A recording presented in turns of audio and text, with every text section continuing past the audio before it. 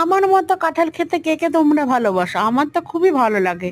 আর এই কাঁঠালটা গাছের, ছোট ছোট, খুব একটা বেশি বড় না, দুজন মতো, মানে খেলেই কাঁঠালটা শেষ হয়ে যাবে। আর এটা হলো খাজা কাঁঠাল, মানে বালা একটা হয় না, ওটা এর এই কাঁঠালটা কোনো আঁশ নেই, খাজা খাজা, খুব সুন্দর লাগে খেতে।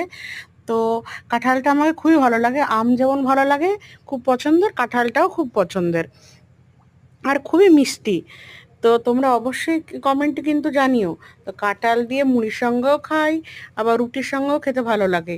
মানে কাঁঠাল আম ভাতের সঙ্গে, রুটির সঙ্গে, মুড়ির সঙ্গে, এই কাঁঠাল আম থাকলে প্রতিটা সময়, যখনই আমরা মধ্যবিত্ত ফ্যামিলিতে খেতে বসি, কাঁঠাল আর আম লাগবেই, মাস্ট আমাদের।